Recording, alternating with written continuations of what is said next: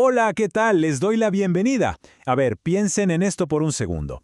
¿Y si una de las claves más importantes para entender la ansiedad durante la perimenopausia no estuviera, como siempre pensamos, en la cabeza, sino en el intestino? Suena curioso, ¿verdad? Bueno, hoy vamos a meternos de lleno en esa conexión, una que es súper fascinante y que la ciencia recién ahora está empezando a entender de verdad. Es una pieza del rompecabezas que casi siempre se nos escapa. Seguro que para muchísimas personas esta frase les pega muy de cerca. Y es fundamental que sepan esto. No es algo que se estén imaginando, no es una percepción aislada. La ciencia lo confirma y lo tiene documentado. Este aumento en la ansiedad durante esta etapa de la vida es un fenómeno 100% real. Y acá llegamos a la pregunta del millón, ¿no? ¿Por qué pasa esto? Ok, ya sabemos de las hormonas, del estrógeno. Esas son las razones más obvias. Pero lo que vamos a ver hoy va mucho más allá. Nos vamos a adentrar en un territorio casi inexplorado.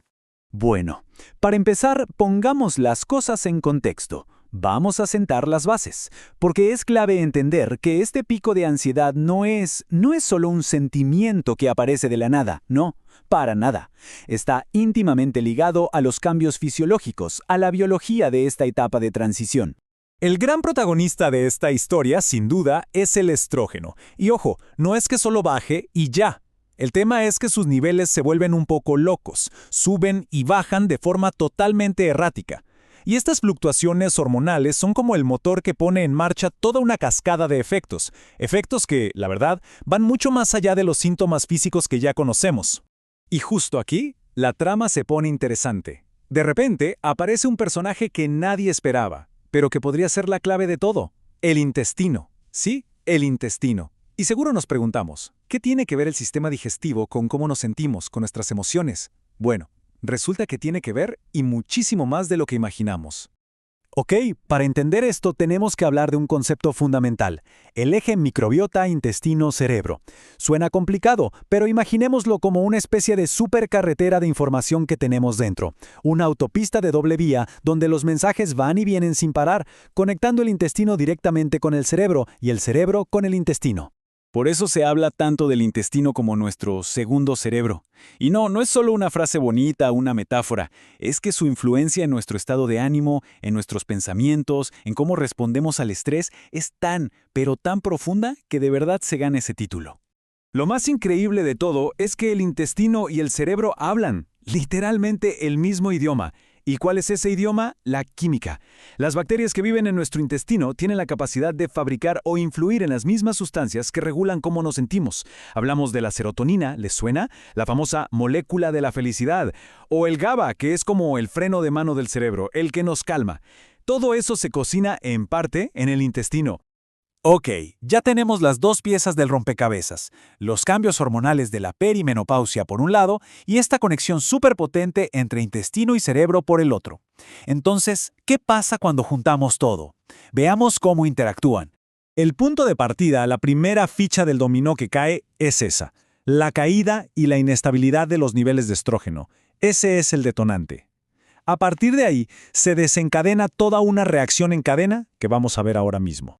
Resulta que ese cambio hormonal no se queda en el sistema reproductivo, no, impacta de lleno en el ecosistema que tenemos en el intestino. La ciencia le pone un nombre: disbiosis.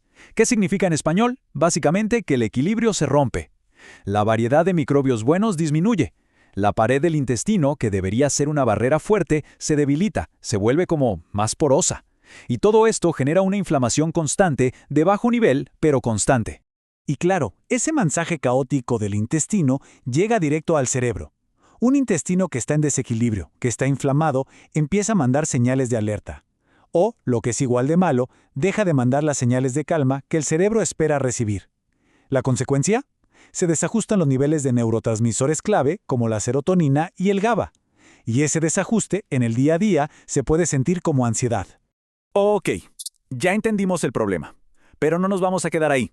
Ahora viene la parte buena, la de las soluciones. Porque si una parte importante del problema empieza en el intestino, la lógica nos dice que la solución también podría estar ahí. Y aquí es donde la comida, lo que comemos, entra en juego como una herramienta potentísima.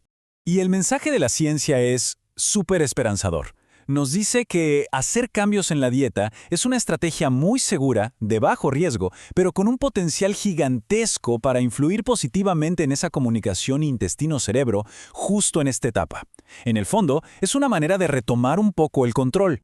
Bueno, y en la práctica, ¿de qué hablamos? ¿Qué cosas funcionan? Miren, primero, la famosa dieta mediterránea, cargada de fibra, frutas, verduras, grasas buenas, un festín para el intestino. Segundo, los alimentos fermentados, como el yogur o el kéfir, que son como mandar refuerzos de bacterias buenas directamente.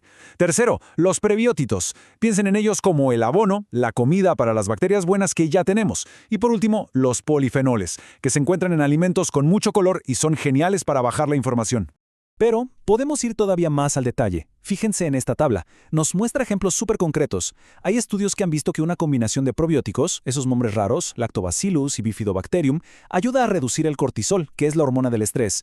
Y por el lado de los prebióticos, hay unos llamados GOS que son buenísimos para que crezcan más las Bifidobacterium, una de esas familias de bacterias que son nuestras aliadas para manejar el estrés. Bueno, ya para ir cerrando, vamos a juntar todas las ideas principales y a pensar qué significa todo esto para el futuro, para una nueva forma de entender el bienestar en esta etapa. Pero antes, una aclaración súper importante. Todo esto que estamos viendo es para informar, para dar herramientas, no para dar una receta médica. Cualquier cambio grande en la alimentación o si se piensa en tomar suplementos, es fundamental hablarlo siempre con un profesional de la salud. Pensemos en esto como algo que complementa, que suma, no que reemplace el consejo médico. Y esta cita del estudio lo resume a la perfección. Dice que modular la microbiota con la dieta es un enfoque biológicamente plausible, o sea, que tiene toda la lógica científica del mundo. También dice que es de bajo riesgo, o sea, seguro, y que es complementario, es decir, que apoya el bienestar emocional. En resumen, es una herramienta más, pero una herramienta muy poderosa. Si nos tuviéramos que quedar con una sola idea de todo esto, que sea esta. Tener un intestino sano es como tener un súper aliado durante la transición menopáusica. Cuidar el intestino ya no es solo pensar en la digestión, es directamente cuidar la salud mental y emocional. Y cerramos con esta pregunta para dejar pensando. ¿Y si una parte importante del futuro del bienestar mental estuviera, literalmente, en nuestro plato? Esta conexión entre lo que comemos y cómo nos sentimos está abriendo un campo de posibilidades increíble. Nos obliga a ver a la comida no solo como calorías o energía, sino como información.